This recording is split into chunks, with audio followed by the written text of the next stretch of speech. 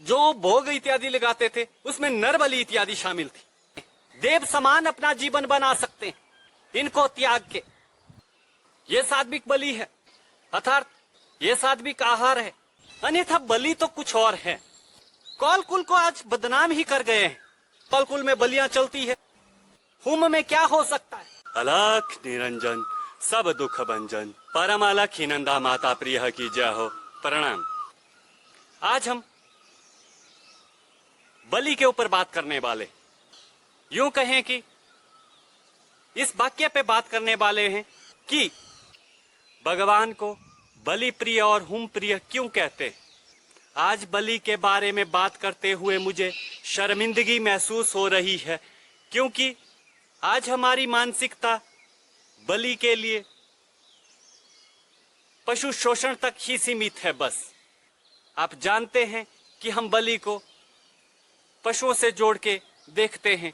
हम जीव जंतुओं की बलि इत्यादि पे बलि को समझते हैं, और ये जो हम समझे हैं आज तक बलि के लिए, ये बलि नहीं है, ये शोषण। बलि तो वो है जिसे बलि कहते हैं। भगवान को बलि प्रिय और हुम प्रिय क्यों कहते हैं आप जानते हो क्या? बलि प्रिय का मतलब भी पता है आपको क्या? हम ये जानेंगे भगवान को बलि प्रिय क्यों कहा जाता है। ज्यादातर मनुष्य की मानसिकता यही होगी कि भगवान को पशु बलि इत्यादि प्रिय हैं, इसीलिए भगवान को बलि प्रिय कहा जाता है। प्रथम हम आपको यह बताते हैं कि बलि का क्या मतलब है।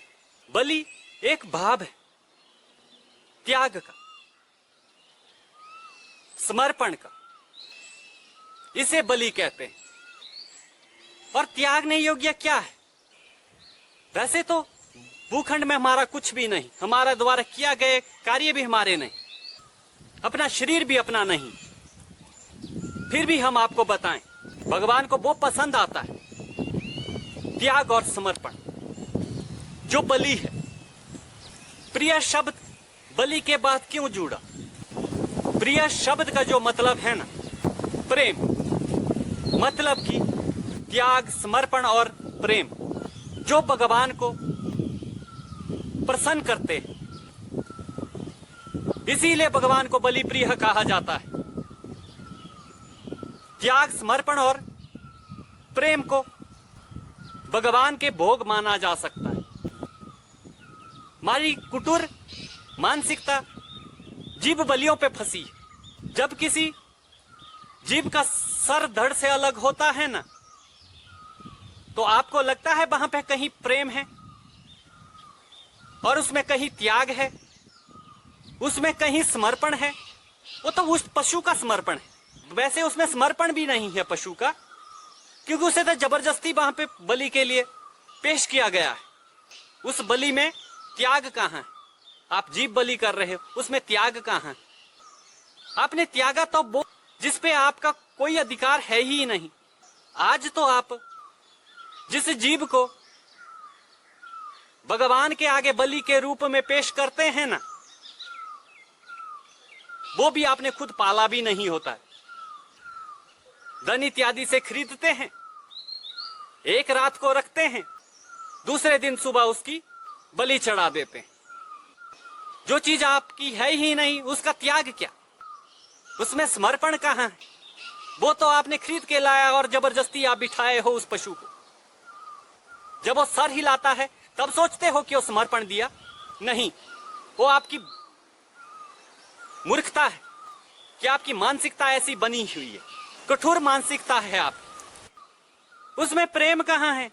प्रेम तो वहां पे होगा ही क्या जहां पे सर धड़ से अलग होगा। वहां पे प्रेम किस बात का? बलि क्या थी ना, आपको यह भी नहीं पता। जिस तरीके की बलि आप आज तक करते आए हो, जिस चीज को आप बलि मानते हो, ये दानवों का, असुरों का, राक्षसों का, पिशाचों का आहार था। ये मानसिकता उनके अंदर थी, क्योंकि इनका भोजन भी यह था जो स्वयं को पसंद था, वही वो भगवान को लगाते थे। बलियों में वो जो भोग इत्यादि लगाते थे उसमें नर बलि इत्यादि शामिल थी। किसी नर की बलि जब वो चढ़ाते थे उन्हें लगता था कि उनके भगवान खुश हो जाएंगे, और ऐसा होता भी था क्योंकि वो कठोरता से अपनी साधना और तपों में लीन रहते थे, इसीलिए उन्हें दर्शन भी प्राप्त होते थे। एक बुद्ध जीव की बलि लगाते थे, वो एक नर की बलि लगाते थे। आपकी मानसिकता तो उनसे भी ज्यादा गिरी हुई है कि आप एक निर्दोष को, निर्जीव को बलि रूप में पेश कर देते हैं। फिर धीरे धीरे ये मानसिकता मनुष्य में भी फैल गई, क्योंकि जो असुर दल, दानव दल, राक्षस दल जब अपने कार्य सिद्ध के लिए जो पूजन करते थे उसमें वो नर बलि इत्यादि करते थे और खूब सा जश्न मनाते थे और उनके कार्य सिद्ध होने लगे, तो बस मानसिकता बनी, बलियों का प्रचलन चल पड़ा। ये वामपंथियों के जो गुरुओं का गुरु जो है ना, वो कहीं ना कहीं असुर गुरु, दानव गुरु, राक्षस गुरु की सानिध्य में उन्हें दीक्षा प्राप्त हुई है, और इसीलिए ये बलियों की मानसिकता प्रचलन में आई। जीव बलियों का उद्गम जो हुआ, अन्यथा बलि तो कुछ और है। जो सच्चा मनुष्य हो, जो देव हो, वो बलि में क्या देते थे? वो पहले मेहनत करते थे, जैसे पुष्प को उगाना, अन्न को उगाएंगे, सब्जियों को उगाएंगे, फलों को उगाएंगे, उन्हें सींचते थे। जब वो तैयार हो जाए फिर उनका जो त्याग करते थे, प्रथम चीजों का जो त्याग करते थे ना, वो बलि थी। प्रथम भगवान को देना, ऐसी बलि मानी गई है। शास्त्र वेदांतों में इन्हें बलियों की संज्ञा प्राप्त थी। हमारे शास्त्र वेदांतों में एक और चीज बलियों के प्रति दर्शाई गई है। कैसी बलि? जो वेदांत में दर्शाई गई है। साध्विक कौल कुल में जो बलियां थी ना, उनका जिक्र कर रहा हूं मैं आपसे। कौल कुल को आज बदनाम ही कर गए हैं। कौल कुल में बलियां चलती है, जो कौल कुल में सिर्फ जोड़ी गई हैं, आपकी मानसिकता को भटकाया गया है और कुछ नहीं। कौल कुल में एक और तरीके की बलि दी जाती है, जिसका जिक्र गुरु शिष्य परंपरा में है। इस बलि को परिस्थितियों के हिसाब से दिया जाता था, अर्थात कुछ समस्या और कुछ क्रियाओं में, कुछ विद्या में, कुछ दोषों में, कुछ निवारणों में इस बलि का जिक्र है। इस बलि को देने के लिए एक पशु प्रवृत्ति आटे से बनाई जाती थी। आटा गूंद के, आटा से समस्या और परिस्थितियों के हिसाब से जो बलि वहां पे लगेगी, उस बलि के भाव रूप में कोई जानवर, कोई मनुष्य, कोई पशु पक्षी, जो भी उस क्रिया में लगने वाली जो जीव हैं, उनकी एक छोटी सी मूर्ति बनाई जाती थी और पूरी विधिवत प्राण प्रतिष्ठा फूंक के उसे जीवित समान बनाया जाता था। उस भाव की बलि की जाती थी। इंसान की मानसिकता पशु समान हुई है, तब ऐसी बलियां बनानी पड़ती थी और ऐसी बलियों का त्याग करना पड़ता है। आज भी ये बलि होती है। प्राण मंत्र फूंक के किसी भी चीज को जीवित करने की वो जो कला है ना, उस कला से जो बलि दी जाती है ना, उससे भगवान खुश होते हैं। उससे आपके सारे फूटी बिगड़ी सारे कार्य बन जाते हैं। ये बलि थी। भगवान को जो बलि प्रिय समझ के आप जो बलि देते हो ना, बलि के नाम पे पहले किसी की गर्दन उड़ा देते हो, फिर सोचते हैं कि अब हमारे रोग दोष और सभी प्रकार के विकारों से हमें छुटकारा प्राप्त हुआ, और आप भगवान के सामने खड़े होने के काबिल भी नहीं हो। ऐसी मानसिकता पहले आप जान ही ले लोगे, फिर सोचते हो कि अब हमारा ठीक हो जाएगा, भगवान अब सब ठीक कर देगा। उस बलि से कुछ ठीक नहीं होने वाला। जो भी सुन रहा होगा उसने कहीं ना कहीं बलि कराई होगी। क्या बदला उनके जीवन में? कुछ भी नहीं। पर सात्विक जीवन से, सात्विकता की इन बलियों से बहुत कुछ बदलता है। परम सनातनीय है भगवान, शाश्वत, परम अटल सत्य। बलि प्रिय भगवान को इसीलिए कहते हैं क्योंकि भगवान को त्याग, समर्पण, प्रेम प्रिय लगता है। बलि प्रिय का मतलब यह है कि त्याग, समर्पण और प्रेम से युक्त जो हो ना, वो बलि प्रिय है। बलि का असली मतलब त्याग और समर्पण होता है। अब त्याग करने योग्य आपके पास क्या है? आप क्या त्याग कर सकते हो? अपनी बुरी मानसिकता को त्याग कर सकते हैं, काम, क्रोध, लोभ, मोह, अहंकार को त्याग सकते हैं, देव समान अपना जीवन बना सकते हैं इनको त्याग के। और समर्पण, आप समर्पण भी क्या दे सकते हो? अपने गुरूर का समर्पण कर सकते हैं, अपने शीश का समर्पण कर सकते हैं, उनकी चरण पादुका के आगे स्वयं इच्छा से अपने शीश को नमा सकते हैं, हृदय से समर्पण कर सकते हैं, बुद्धि से समर्पण कर सकते हैं, अपनी अज्ञानता का समर्पण कर सकते हैं। त्याग और समर्पण तो देव समान है। और प्रेम स्वयं परम ईश्वर। जब संपूर्णता से बलि प्रिय को समझते हैं ना और अपने जीवन में उतारते हैं ना, तो आपका मार्ग मधुर और प्रेममयी हो जाता है। भगवान को बलि प्रिय क्यों कहा जाता है, उम्मीद है कि आपको समझ आया होगा। इसीलिए भगवान को बलि प्रिय कहा जाता है। उदाहरण के लिए श्री राजा बलि, कैसा समर्पण भाव था उनका अंतिम में, और उनकी प्रेमा भक्ति, जिसके कारण भगवान उनके चौकीदार बनने के लिए तैयार हो गए। और स्वयं वैकुंठ निवासी शेष शैया पे विराजने वाले वो त्रिलोकीनाथ साल में 3 महीने का जो वक्त देते हैं अपने प्रिय भक्त को, अपने घर समझ के पाताल में विश्राम करने चले जाते हैं। भगवान का यह आशीर्वाद राजा बलि को बलि भाव से प्राप्त हुआ है। इसीलिए भगवान को श्री राजा बलि भी प्रिय है। ऐसे त्याग और समर्पण की बलि जो मेरे परमानंद प्रभु को अनंत प्रिय लगती है। हमने आपसे कहा था हम आपको बलि प्रिय और हुम प्रिय के बारे में बताएंगे। बलि प्रिय के बारे में आप समझ ही चुके होंगे। अब हुम प्रिय के बारे में हम आपको बताते हैं। हुम क्या है,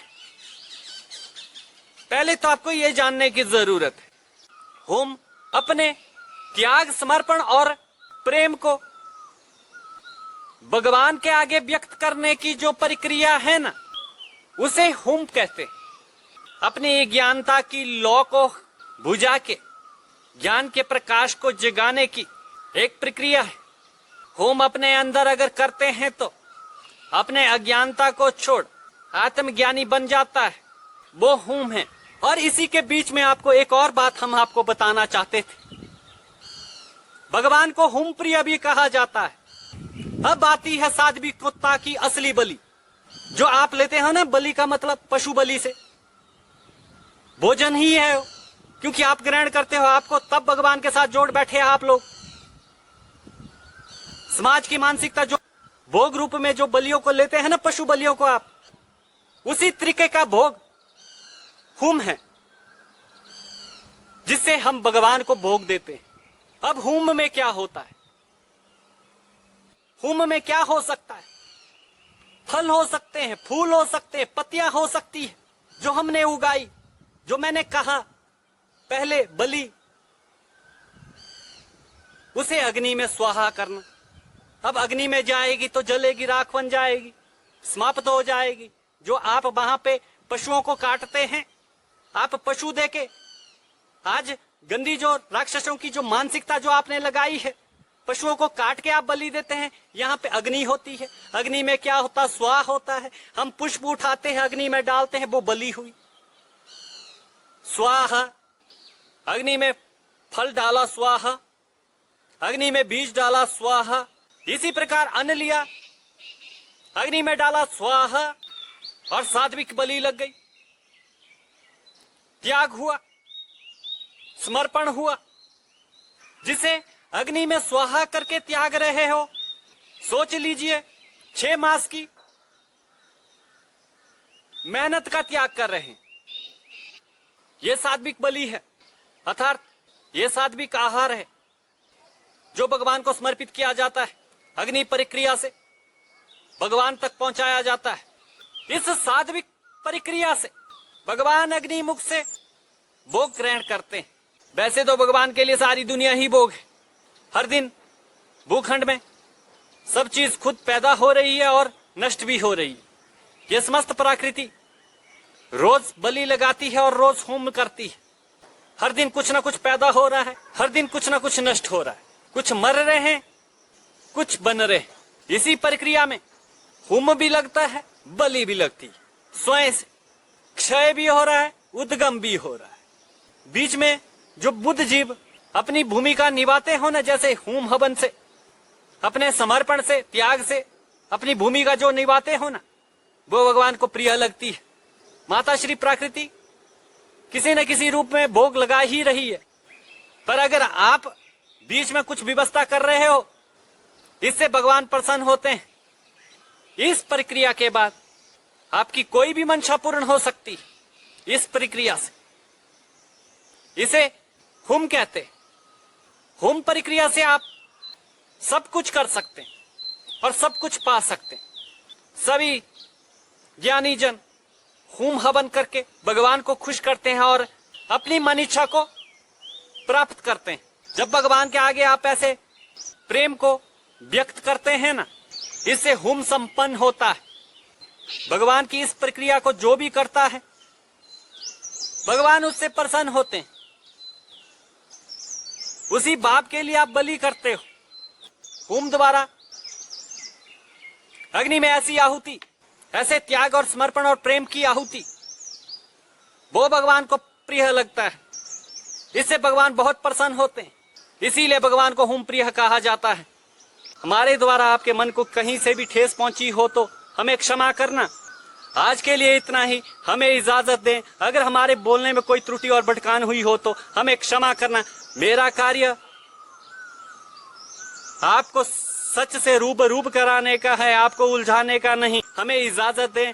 परम अलखीनंदा माता प्रिय की जय हो। प्रणाम।